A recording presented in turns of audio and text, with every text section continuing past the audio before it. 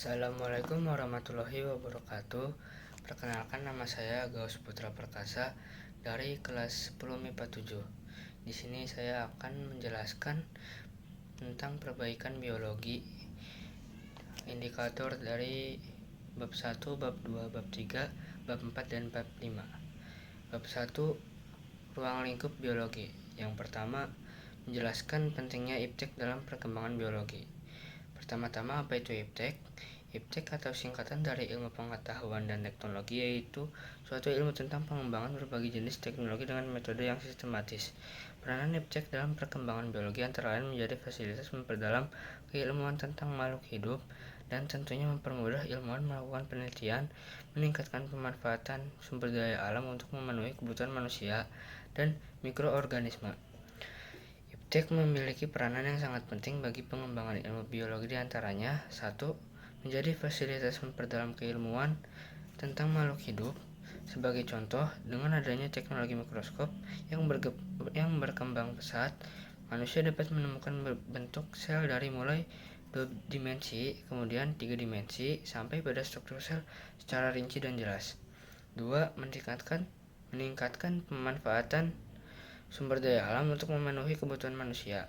Sebagai contoh, dengan adanya berbagai macam pembangkit listrik tenaga air, angin, ombak, dan bahkan tenaga matahari, maka hal ini dapat membantu manusia supaya tidak kekurangan pemasok listrik.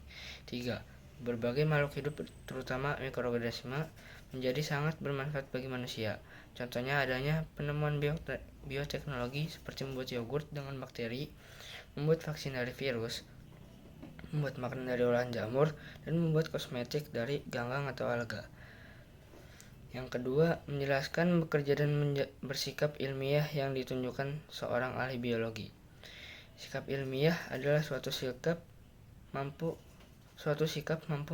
menerima pendapat orang lain dengan baik dan benar, bertindak dalam memecahkan suatu masalah secara sistematis melalui langkah-langkah ilmiah yang tidak mengenal putus asa, serta dengan ketekunan juga keterbukaan.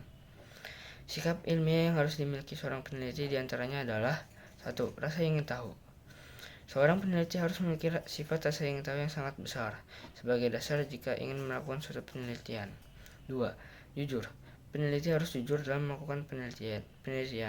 Data-data yang didapatkan harus sesuai dengan apa yang diteliti.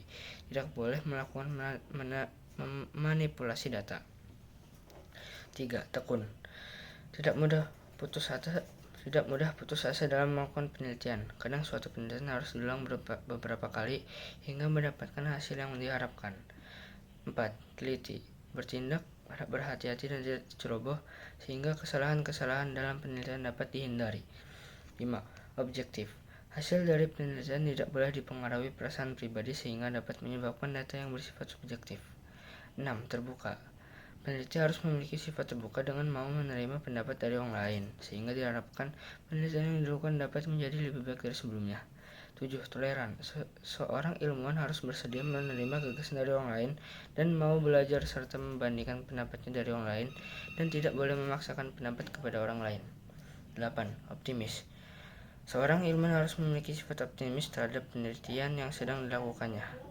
9. Pemberani. Ilmuwan harus berani melawan semua ketidakbenaran, penipuan, dan kepura-puraan yang akan menghambat kemajuan. 10. Peduli lingkungan. Sikap peduli lingkungan juga harus dimiliki oleh ilmuwan agar lingkungan yang dijadikan tempat penelitian dan sekitarnya tidak mengalami kerusakan. Kerja ilmiah. Selain itu, ada juga keterampilan kerja ilmiah yang harus dimiliki seorang peneliti, antara lain adalah 1. Kemampuan melakukan pengamatan atau observasi. Observasi dapat dilakukan dengan melalui pengamatan, pendenaran, perabaan, dan penciuman. 2. Kemampuan mengelompokkan objek-objek yang diteliti. Mengelompokkan atau mengklasifikasi merupakan kegiatan untuk memudahkan dalam mempelajari sesuatu. Sebagai contoh, pengelompokan hewan berdasarkan cara perkembangbiakan, berdasarkan jenis makanan atau bentuk kakinya. Lalu pengelompokan daun berdasarkan ujung daun, ukuran daun, bentuk tulang daun. 3. Kemampuan menafsirkan dan prediksi. Menafsirkan adalah upaya untuk menjelaskan arti suatu yang kurang jelas dari hasil suatu pengamatan atau observasi. 4. Kemampuan mengidentifikasi variabel. Variabel adalah faktor yang berubah yang memiliki nilai atau yang berpengaruh yang memiliki nilai atau ukuran dan dapat berubah atau diubah. 3 jenis variabel yaitu variabel bebas, variabel yang sengaja diubah atau diubah bervariasi. Ada variabel terikat, variabel yang berubah sebagai akibat dari variabel bebas. Dan terakhir variabel kontrol, variabel yang tidak diberikan perlakuan atau dibuat sama. 5. Kemampuan mengkomunikasi hasil penelitian. Seorang peneliti harus bisa mengkomunikasikan hasil penelitian yang telah dilakukannya. Komunikasi hasil penelitian bisa dalam bentuk grafik, lisan, tulisan, gambar, dan diagram. 6. Kemampuan dalam mengajukan pertanyaan. Pertanyaan merupakan kalimat interrogatif yang membutuhkan jawaban, sedangkan bertanya merupakan kegiatan meminta jawaban atau penjelasan suatu pertanyaan. Mengajukan pertanyaan dapat membantu dalam kerja ilmiah, yaitu pada saat melakukan perumusan masalah. Dan indikator ketiga dalam ruang lingkup. Mengidentifikasi urutan sistematika metode ilmiah. Langkah-langkah dalam metode ilmiah yaitu merumuskan masalah. Tentunya dalam kajian ilmiah sendiri, masalah adalah sesuatu yang perlu diteliti agar dapat memperoleh jawaban dari suatu pertanyaan. 2. Hipotesis. Kemudian detikers dapat mengajukan jawaban sementara. Hipotesis ini harus logis dan berdasarkan fakta. 3. Menetapkan variabel penelitian. Ada tiga jenis variabel yang perlu diketahui. Di antaranya adalah variabel bebas, variabel tetap, dan variabel terikat atau bergantung. 4. Menetapkan prosedur kerja. Urutan langkah kerja dibuat ringkas tetapi bisa menggambarkan dengan tepat pekerjaan yang perlu dilakukan. 5. Mengumpulkan data. Tentunya setiap gejala atau fenomena yang terjadi ketika dilakukan percobaan perlu dicatat atau ditulis saat itu juga, sehingga detikers bisa mendapat data secara akurat. 6. Mengolah serta menganalisis data. Grafik dan tabel adalah alat yang bermanfaat dalam menyusun hingga menganalisis data. Grafik dan tabel akan menampilkan seperti apa variabel terikat berubah menjadi respon terhadap perubahan dari variabel bebas. Selain itu, analisis data juga bisa dilakukan dengan program komputer. 7. Membuat kesimpulan. Dalam menyusun kesimpulan, detikers perlu memutuskan data yang dikumpulkan memang mendukung hipotesis atau sebaliknya. 8. Yang terakhir, mengkomunikasikan hasil penelitian. Pastinya sosialisasi hasil penelitian sangat penting dilakukan supaya hasil penelitian bisa diketahui oleh pihak lain. Bab 2. Keanekaragaman hayati. Indikator yang pertama menjelaskan tentang keanekaragaman gen, jenis, dan ekosistem. Yang pertama keanekaragaman genetik atau gen. Variasi genetik pada satu spesies atau jenis, di mana keanekaragaman gen dalam suatu spesies makhluk hidup yang menimbulkan variasi disebut varietas. Contohnya varietas buah mangga atau Mangifera indica seperti harum manis, bali, gedung, dan simana lagi. 2. Keanekaragaman jenis. Variasi yang terdapat pada makhluk hidup atau antar spesies dari satu famili. Contohnya kelompok palem-paleman seperti sagu, palem, dan kelapa. Lalu keanekaragaman ekosistem. Keanekaragaman yang terjadi karena interaksi makhluk hidup dengan lingkungannya. Keanekaragaman habitat, komunitas biotik, dan proses ekologi di biosfer atau daratan atau lautan. Contohnya ekosistem laut. Contohnya ekosistem danau, ekosistem rawa, ekosistem terumbu karang. Indikator kedua menjelaskan contoh keanekaragaman hayati Indonesia, gen, jenis, ekosistem, flora, fauna, mikroorganisme, garis Weber. Pertama, contoh keanekaragaman hayati tingkat gen, yaitu contohnya padi atau Oryza sativa dengan varietas padi Rojolele, padi Ciherang, dan padi Ciliwung. 2. Contoh keanekaragaman hayati jenis, contohnya keanekaragaman hayati jenis seperti bentuk dan ukuran tubuh, warna, kebiasaan, dan lain-lain. Contohnya seperti pada keluarga polong-polongan. Terdapat kacang tanah, kacang panjang, kacang kapri, kacang buncis, dan lain-lain. Lalu contoh keanekaragaman hayati ekosistem. Hutan hujan tropis yang ditumbuhi beragam pohon, liana, dan epifit. Hewan yang hidup di dalamnya misalnya kera. Ekosistem padang rumput yang terdapat wilayah kering di ketinggian sekitar 4.000 meter di bawah permukaan laut dan didominasi oleh rumput-rumputan. Contoh keanekaragaman hayati fauna. Fauna berada di wilayah Indonesia bagian tengah yang mencakup Pulau Sulawesi dan pulau sekitarnya. Beberapa hewan tipe Australia seperti kanguru, burung kakatua, burung nuri, burung cendrawasih, dan sebagainya. Contoh keanekaragaman hayati flora. Di antara lainnya, keanekaragaman flora di wilayah barat wilayah ini meliputi Sumatera, Jawa, Kalimantan, dan Bali. Flora di wilayah ini memiliki karakteristik antara lain memiliki banyak kawasan hutan bakau, ketinggian pohon hingga 60 meter, curah hujan yang tinggi menyebabkan hutan selalu hijau setiap tahunnya. Contoh flora endemik wilayah barat yaitu Rafflesia arnoldi. Contoh keanekaragaman hayati garis Wallace. Contoh-contoh fauna kepulauan Wallace meliputi babi, rusa, anoa, komodo, buaya, hingga ular. Contoh keanekaragaman hayati garis Weber yaitu meliputi ikan pesut, ular, kura-kura, buaya, gajah, kerbau, dan babi hutan. Contoh. Lalu indikator ketiga, menentukan sistem klasifikasi makhluk hidup, klasifikasi binomial. Pertama, klasifikasi makhluk hidup. Klasifikasi makhluk hidup adalah suatu cara mengelompokkan makhluk hidup berdasarkan kesamaan ciri yang dimiliki. Tujuan mengklasifikasikan makhluk hidup adalah untuk mempermudah mengenali, membandingkan, dan mempelajari makhluk hidup. 2. Klasifikasi binomial. Binomial nomenklatur atau sistem tata nama ganda adalah kaidah penamaan makhluk hidup secara universal, di mana merupakan aturan penamaan baku bagi semua organisme atau makhluk hidup yang terdiri dari dua kata, yaitu binomial berarti dua nama dari sistem taksonomi atau biologi dengan mengambil nama genus dan nama spesies. Bab 3.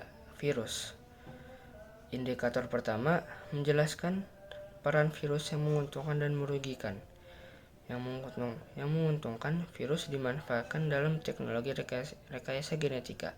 Proses rekayasa virus dapat dilakukan dengan mengubah atau memodifikasi komponen penyusun virus seperti susunan asam nukleat, DNA, atau RNA. Kedua, virus dimanfaatkan untuk pembuatan vaksin protein. Vaksin pada umumnya menggunakan bahan dasar virus yang dimatikan atau dilemahkan. Ketiga, virus dimanfaatkan untuk pemberantasan serangga hama. Beberapa virus hidup sebagai parasit pada serangga seperti baculovirus. Yang keempat, virus dimanfaatkan untuk pengobatan secara biologis. Mekanisme pengobatan biologis dilaksanakan dengan melemahkan atau membunuh bakteri jamur atau protozoa yang bersifat patogen. Contohnya adalah bakteriofag. Yang merugikan, pertama, virus yang menginfeksi manusia. Kedua, virus yang menginfeksi hewan, virus yang menyerang tumbuhan, dan virus yang menyerang tumbuhan. Indikator kedua menjelaskan sejarah penemuan virus. Penemuan virus pertama kali dimulai tahun 1883 oleh Adolf Meyer. Saat itu terdapat penyakit yang menyebabkan bintik-bintik kuning pada daun tembakau. Penyakit ini kemudian dikenal dengan penyakit mosaic tembakau, namun Meyer belum bisa mengidentifikasi patogen penyebab penyakit tersebut. Pada tahun 1892, Dmitri Ivanovsky menemukan bahwa penyebab penyakit tersebut adalah patogen yang sangat kecil dan penghasil toksin atau racun. Pada tahun 1897, seorang ilmuwan Belanda bernama Martinus Beijering meneliti perkembangbiakan patogen ini. Namun yang ditemukan adalah patogen ini tidak dapat dikembangbiakan di cawan Petri seperti bakteri. Patogen tersebut tetap menyebabkan penyakit walau berkali-kali dipindahkan. Selain itu, patogennya tidak mati walau telah disiram alkohol. Beijering menyimpulkan bahwa patogen tersebut adalah partikel yang lebih kecil dan lebih sederhana dari bakteri. Pada tahun 1935, ilmuwan asal Amerika bernama Wendell Meredith Stanley berhasil mengkristalkan patogen pada tumbuhan tembakau tersebut. Patogen itu diberi nama Tobacco Mosaic Virus atau TMV. Indikator ketiga yaitu ciri-ciri virus. Virus pada dasarnya memiliki ciri-ciri seperti makhluk hidup karena dapat memperbanyak diri. Namun virus juga disebut makhluk tidak hidup karena tidak memiliki organel-organel seperti sel hidup. Menurut ahli biologi asal Amerika Serikat Neil A. Campbell, berikut ciri-ciri virus. Yang pertama, hanya dapat hidup dan memperbanyak diri di dalam sel hidup organisme lain. Yang kedua, memerlukan asam nukleat untuk mereproduksi. Yang ketiga, virus dibentuk oleh sebuah partikel yang disebut virion dan yang mengandung DNA atau RNA saja. Yang keempat, dapat dikristalkan tetapi virus masih memiliki patogen apabila diinfeksi ke organisme hidup. Yang terakhir, bersifat aseluler atau tidak memiliki sel dan tidak memiliki organel-organel. Sementara itu, menurut Bloom, pada 1994, virus berukuran sangat kecil, bahkan lebih kecil daripada bakteri. Diperkirakan ukuran virus berkisar 20 nanometer sampai 300 nanometer. Bab 4 atau Monera. Yang indikator pertama yaitu menjelaskan ciri-ciri Archaebacteria dan Eubacteria. Ciri-ciri Archaebacteria diantaranya pertama, dapat hidup secara berkoloni atau berkelompok atau secara soliter sendiri, memperoleh makanannya dengan cara kema-autotrof atau merombak senyawa yang ada di sekitarnya. Yang ketiga, dinding sel Archaebacteria tersusun atas polisakarida dan protein serta tidak memiliki peptidoglikan. Contohnya Halobacterium, Solvolobus, dan Methanobacterium. Ciri-ciri Eubacteria diantaranya yang pertama, dapat hidup secara berkoloni dan soliter. Yang kedua, memperoleh makanannya dengan cara autotrof, mengubah zat anorganik menjadi zat organik, baik secara fotoautotrof ataupun kema-autotrof dan secara heterotrof. Memperoleh makanannya dari lingkungan sekitar, dapat dengan cara saprofit atau merombak bahan organik sisa organisme, atau dengan cara parasit atau memperoleh makanannya dari inangnya. Yang ketiga, dinding selnya tersusun atas peptidoglikan atau murein yang mengandung asam N-asetil glukosamin dan asam N-asetil muramat. Contohnya Escherichia coli, Salmonella typhi, Lactobacillus sp, dan Streptococcus sp. Indikator yang kedua yaitu membedakan ciri-ciri Archaebacteria dan Eubacteria. Komposisi RNA. Archaebacteria memiliki asam nukleat berupa RNA. Archaebacteria terdiri dari beberapa jenis RNA polimerase, sementara Eubacteria hanya terdiri atas satu jenis RNA polimerase saja. Yang kedua, dari peptidoglikan pada dinding sel. Eubacteria memiliki dinding sel yang tersusun oleh peptidoglikan. Sementara itu, Archaebacteria tidak tersusun atas peptidoglikan, sehingga disebut juga pseudo-peptidoglikan. Lalu dari tempat tinggalnya, Archaeobacteria hidup di tempat ekstrim seperti sumber air panas, daerah berkadar garam tinggi, dan daerah berkadar asam tinggi. Sementara itu, Eubacteria hidup umum dan banyak terdapat di alam. Hidrokarbon di lipid membran. Hidrokarbon di lipid membran pada Eubacteria tidak bercabang, dan lipid memiliki kandungan ester. Sementara itu, hidrokarbon di lipid membran pada Archaebacteria sebagai bercabang serta lipid memiliki ikatan eter. Indikator yang ketiga yaitu menjelaskan cara perkembangbiakan bakteri. Bakteri dapat berkembang biak secara aseksual dengan membelah diri dan paraseksual dengan transformasi, konjugasi, dan transduksi. Yang pertama, membelah diri merupakan sel tunggal akan membelah menjadi dua sel anak yang identik. Pembelahan biner dimulai ketika DNA bakteri membelah menjadi dua atau bereplikasi.